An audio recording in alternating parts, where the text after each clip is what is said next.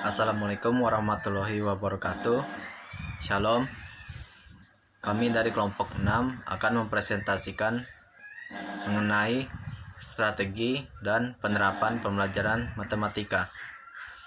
Sebelum itu saya akan perkenalkan anggota kelompok kami, yaitu yang pertama Nurliasya, yang kedua Saulin, yang ketiga saya sendiri Michael Christopher Yahya, yang keempat Nur Akira, dan yang kelima Tuti Yayanti.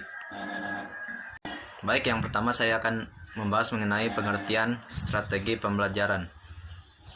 Strategi berasal dari bahasa Latin yaitu strategia, yang berarti seni penggunaan rencana untuk mencapai suatu tujuan. Sedangkan dalam bidang pendidikan, strategi adalah rencana, metode, dan atau rancangan kegiatan guna mencapai suatu tujuan pendidikan.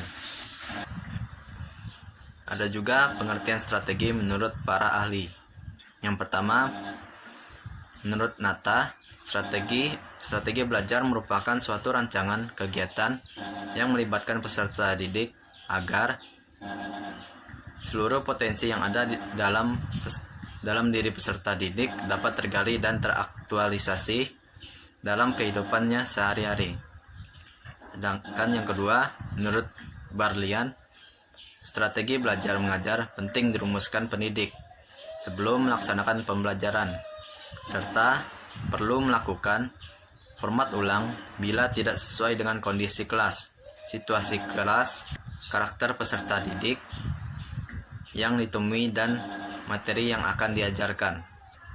Jadi kesimpulannya adalah strategi belajar mengajar adalah perencanaan yang dibuat dalam rangkaian kegiatan di mana proses belajar mengajar diharapkan menggunakan strategi tertentu dengan memanfaatkan berbagai sumber daya untuk mencapai tujuan yang diinginkan. Sedangkan strategi dalam matematika adalah kegiatan belajar matematika yang harus dikerjakan pendidik dan peserta didik agar tujuan pembelajaran dapat dicapai secara efektif dan efisien. Selanjutnya, faktor-faktor penentu strategi pembelajaran. Adapun faktor-faktor penentu strategi pembelajaran ini terbagi menjadi 5. Yang pertama ada tujuan pembelajaran, di mana tujuan pembelajaran ini merupakan suatu pedoman atau sasaran yang akan dicapai dalam kegiatan belajar mengajar.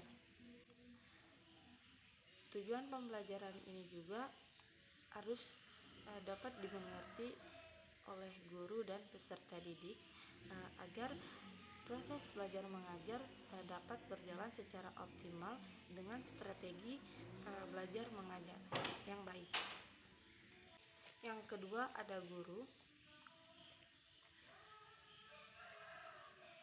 di mana keberhasilan implementasi strategi pembelajaran akan tergantung pada guru dalam menggunakan strategi pembelajaran.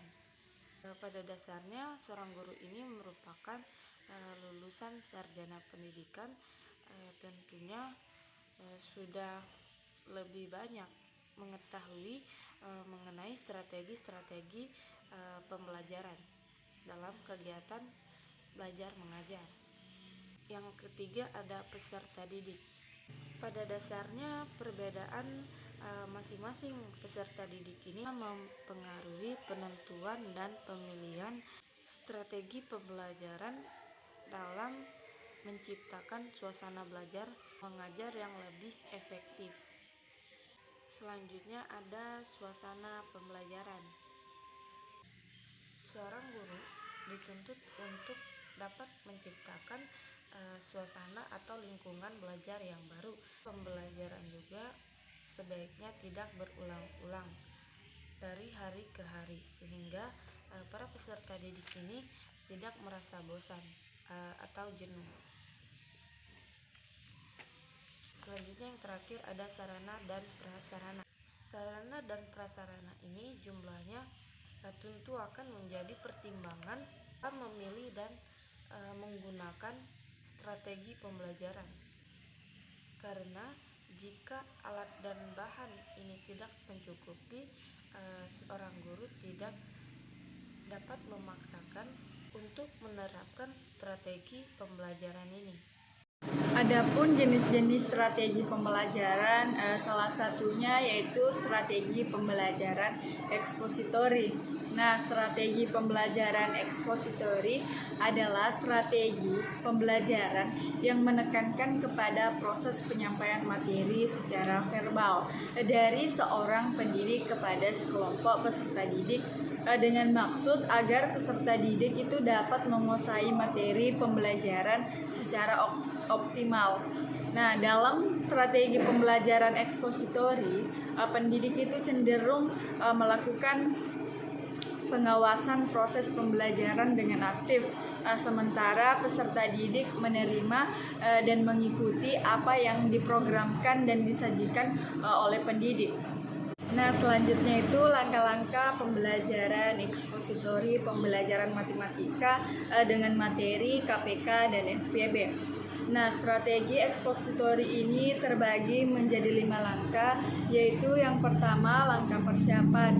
Nah, langkah persiapan ini sangat penting karena langkah persiapan ini dilakukan untuk mengkondisikan siswa agar siswa itu siap dalam menerima pembelajaran. Nah, langkah persiapan ini guru bisa mengucapkan salam, kemudian guru tersebut bisa menyampaikan tujuan pembelajaran tersebut. Nah, misalnya tadi kita membahas tentang materi tentang KPK dan FPB. Nah, di tujuan pembelajaran ini guru bisa menyampaikan kepada siswa-siswanya bahwasannya kita akan mempelajari mengenai KPK dan FPB. Dan langkah yang kedua yaitu langkah penyajian. Nah, di langkah penyajian ini merupakan langkah penyampaian materi pembelajaran yang sesuai dengan persiapan materi pembelajaran yang sudah disiapkan, yang dilakukan. Misalnya guru bisa menjelaskan kepada siswa mengenai pengertian KPK dan pengertian FPB. Setelah itu siswa paham mengenai materi tersebut. Nah, barulah siswa dikenalkan apa itu yang dinamakan kelipatan dan kemudian apa itu yang dinamakan dengan faktor. Nah, setelah siswa paham mengenai apa itu kelipatan dan apa itu faktor, barulah siswa diajari cara mencari KPK dan FPB. Nah, selanjutnya yaitu langkah yang ketiga, yaitu langkah kolerasi. Langkah kolerasi ini merupakan langkah yang menghubungkan materi pembelajaran dengan pengalaman siswa. Pada langkah kolerasi ini, guru itu bisa bertanya kepada siswanya. Dan selanjutnya itu langkah yang keempat, yaitu penyimpulan. Nah, langkah penyimpulan ini merupakan langkah memahami dari materi pembelajaran yang telah disajikan oleh guru. Pada penyimpulan ini, guru bisa mengulangi materi yang telah dipelajari tadi dalam berbentuk poin-poin saja. Nah, misalnya guru bisa menjelaskan terlebih dahulu mengenai pengertian KPK dan pengertian FPB. Dan selanjutnya itu langkah yang kelima, yaitu langkah pengaplikasikan. Nah, langkah mengaplikasikan ini merupakan langkah unjuk untuk kemampuan siswa setelah mereka menyimak penjelasan guru tadi. Pada langkah pengaplikasian ini, guru bisa memberikan soal kepada siswa terkait dengan materi tersebut. Selain itu juga, guru bisa memberikan soal-soal kepada siswa tersebut, dan guru juga bisa melakukan tanya jawab kepada siswa-siswanya. Dan guru juga bisa menunjuk salah satu siswa atau beberapa siswa untuk maju ke depan untuk menerangkan kembali materi yang telah dipaparkan oleh guru tersebut. Baiklah, selanjutnya saya akan menjelaskan strategi media pembelajaran matematika, yaitu strategi inquiry. Strategi inquiry dapat diartikan sebagai belajar yang melibatkan secara maksimal seluruh kemampuan siswa untuk mencari dan menyelidiki secara sistematis, kritis, logis, analitis, sehingga Mereka dapat merancang sendiri penemuannya dengan penuh percaya diri. Kemudian sasaran utama kegiatan mengajar pada strategi ini adalah keterlibatan siswa secara maksimal dalam proses belajar, yang dimana kegiatan belajar di sini adalah kegiatan media intelektual dan sosial emosional. Kemudian keterarahan adalah kegiatan yang menciptakan secara logis dan sistematis untuk tujuan pengarah pengajaran. Kemudian mengembangkan sikap percaya pada diri sendiri, pada diri siswa tentang apa yang ditemukan dalam proses inquiry ini tersebut. Kemudian, untuk menyusun strategi yang terarah, perlu diperhatikan kondisi-kondisi yang memungkinkan siswa dapat berinquiry secara maksimal. Kondisi-kondisi umum yang merupakan syarat bagi timbulnya inquiry bagi siswa adalah aspek sosial di dalam kelas dalam suasana terbuka yang mengundang siswa untuk berdiskusi. Hal ini menuntut adanya suasana bebas di dalam kelas. Kemudian inquiry berfokus pada hipotesis. Siswa perlu menyadari bahwa ada dasarnya semua pengetahuan bersifat tentatif, tidak ada kebenaran yang bersifat mutlak. Kemudian penggunaan fakta. Di dalam kelas dibicarakan validitas dan reliabilitas tentang fakta sebagaimana dituntut dalam pengujian hipotesis pada umumnya. Untuk menciptakan kondisi di atas, maka peranan guru sangat menentukan. Guru tidak lagi berperan sebagai pemberi informasi dan siswa sebagai penerima informasi, sekalipun itu sangat diperlukan. Selanjutnya, peranan guru dalam menciptakan kondisi inquiry adalah sebagai berikut. Guru dapat berperan sebagai motivator atau yang memberikan semangat supaya siswa agar aktif dan bergairah dalam berpikir. Kemudian, fasilitator yang menunjukkan jalan keluar jika ada hambatan dalam proses berpikirnya siswa. Selanjutnya, penanya adalah untuk menyadarkan siswa tentang apa hal yang tidak diketahui dan memberi keyakinan pada dirinya sendiri untuk bertanya. Kemudian administrator adalah yang bertanggung jawab terhadap seluruh kegiatan di dalam kelas. Selanjutnya, pengarah adalah yang memimpin arus kegiatan berpikir siswa pada tujuan yang diharapkan. Selanjutnya, manajer adalah yang mengolah sumber belajar, waktu, dan organisasi kelas. Yang terakhir, rewarder atau yang memberikan penghargaan pada prestasi yang dicapai dalam rangka peningkatan semangat belajar siswa pada siswa, supaya guru dapat melakukan tugasnya secara efektif. Maka pengenalan kemampuan siswa sangat diperlukan, terutama cara berpikirnya dalam menanggapi dan sebagainya.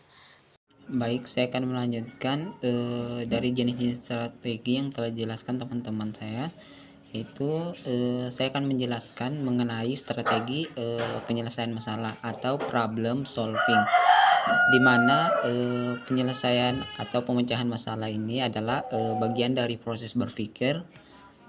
Ini juga sering merupakan proses yang paling kompleks di antara semua fungsi kecerdasan. Pemecahan masalah telah didefinisikan sebagai proses kognitif tingkat tinggi yang memerlukan modulasi dan kontrol yang lebih terampil, rutin atau mendasar. Kemudian strategi belajar mengajar penyelesaian masalah memberi tekanan pada terselesaikannya suatu masalah secara menalar. Proses ini berlangsung secara bertahap, mulai dari menerima stimulus dari lingkungan sampai pada memberi respon yang tepat terhadapnya. Nah, penyelesaian masalah ini dapat dilakukan dengan berbagai cara, di antara lainnya yaitu penyelesaian masalah berdasarkan pengalaman masa lampau. Dalam hal ini, penyelesaian masalah kurang rasional atau tidak rasional. Kemudian selanjutnya itu penyelesaian masalah secara intuitif atau masalah diselesaikan tidak berdasarkan akal tapi berdasarkan intuisi atau firasat. Kemudian selanjutnya itu penyelesaian masalah dengan cara trial error atau penyelesaian masalah yang dilakukan dengan coba-coba. Percobaan yang dilakukan tidak berdasarkan hipotesis terhadap secara acak.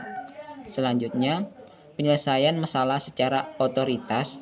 Penyelesaian masalah dilakukan berdasarkan kewenangan seseorang. Kemudian selanjutnya itu penyelesaian masalah secara metafisik. Nah, yang dimana masalah-masalah yang dihadapi dalam dunia empirik diselesaikan dengan prinsip-prinsip yang bersumber pada supranatural atau dunia mistik. Kemudian selanjutnya itu penyelesaian masalah secara ilmiah ialah penyelesaian masalah secara rasional melalui proses deduksi dan induksi. Nah, penyelesaian masalah ini dalam menghadapi strategi belajar mengajar di sini ialah penyelesaian masalah secara ilmiah atau semi ilmiah. Guru memilih bahan ajar pelajaran yang memiliki permasalahan materi pelajaran yang tidak terbatas hanya pada buku teks di sekolah, tetapi dapat diambil dari sumber-sumber lingkungan yang ada. Pemilihan materi tersebut memerlukan beberapa kriteria sebagai berikut. Baik, yang pertama yaitu bahan yang dipilih bersifat konflik isu atau kontroversial.